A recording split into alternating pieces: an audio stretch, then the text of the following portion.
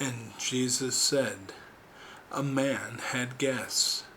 When he had prepared the dinner, he sent his servant to invite the guests.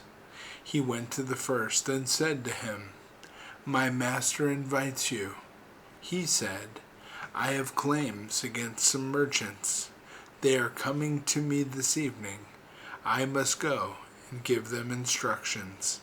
I ask to be excused from the dinner.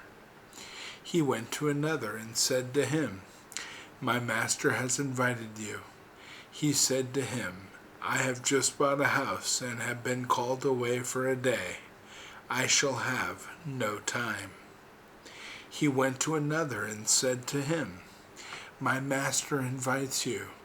He said to him, my friend is to be married, and I am to prepare the meal. I shall not be able to come. Please excuse me from the dinner. He went to another and said to him, my master invites you. He said to him, I have just bought a farm, and I am going to collect the rent. I shall not be able to come. Please excuse me. The servant returned and said to his master, those whom you have invited excused themselves. The master said to his servant, go out on the roads and bring back whomever you find to have dinner. Buyers and merchants will not enter the places of my Father. The Gospel of Thomas, saying 64. Friends, I want to tell you a story based on these words from Jesus.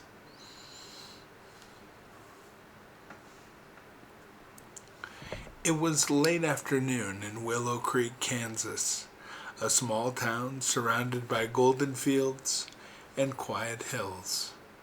The only sounds were the hum of old trucks, the squeak of the post office door, and the wind rustling through the cottonwoods along the creek. In the humble town stood a little white church on Maple Street, its paint chipped, its bell tower crooked, but its doors always open. Inside, Pastor Eli had spent the entire week preparing something special, a community dinner called the Master's Table. He wanted it to be more than just a meal. It was his prayer in motion, a way to remind people that God still invites, still welcomes, still feeds those who hunger for something deeper than bread. By dusk, the tables were ready. Candles flickered in mason jars, wildflowers from the roadside lined the table edges, and the scent of roasted chicken filled the air. Pastor Eli called a few church members together and said, go out and invite everyone you can. Tell them the table is ready. Tell them they are wanted. Jonah, a young man with a kind heart and calloused hands, went first to Bill Jennings, who ran the town's feed and grain shop. Bill, he said, Pastor Eli's having a dinner tonight. Everyone's welcome. Bill looked up from his ledger and sighed. I'd like to, Jonah, but I've got a shipment coming in tonight. Can't walk away now. Jonah nodded and headed up the hill to Tracy Wilson's new house. Oh, that's lovely, she said, brushing sawdust off her jeans. But I'm redoing my kitchen. The contractor's here. Maybe next time. At Darnell's Diner, the smell of fried catfish drifted out the door. Dinner at the church, Darnell laughed. I'm feeding half the town already, a wedding catering tonight. You tell the pastor I'll send leftovers. Then Jonah went to Evelyn Shaw, who owned half the rental houses in town. Dinner? She said politely. I just bought a new property. My tenants move in tomorrow. Maybe after I get caught up. By the time Jonah returned, his heart was heavy. "Pastor," he said quietly, "they all had other things to do." Eli just smiled, not disappointed, only reflective. "Then go again," he said softly, "but this time invite those who never get invited." So Jonah drove to the edge of town, the laundromat, the bus stop, the old trailer park. He found Rita sitting outside the laundromat staring at the last few quarters in her hand. "There's a dinner tonight," Jonah said. "You don't need to bring anything, just come hungry." She looked up, surprised. "You sure it's okay? I don't even have clean clothes." Jonah smiled. "Doesn't matter. The master's table has room for you." He found Caleb next, an old widower who sat on his porch every evening beside the empty chair where his wife used to rock. "Dinner at the church tonight, Caleb?" Jonah said softly. Caleb's eyes glistened.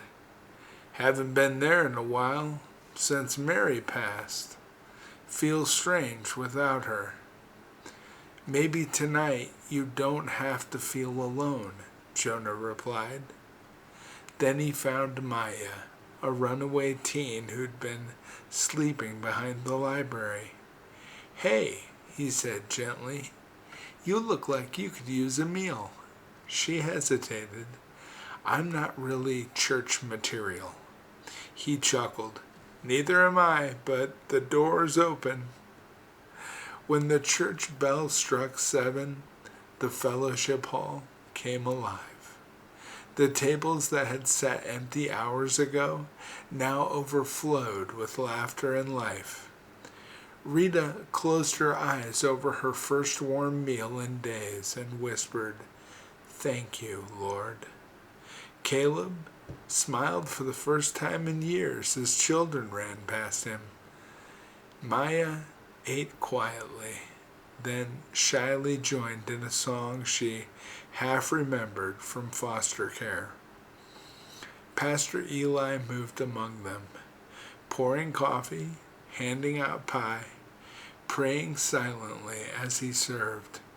For the first time in months, the church wasn't just a building. It was the kingdom in motion. When everyone had eaten their fill, Pastor Eli stood up and spoke softly.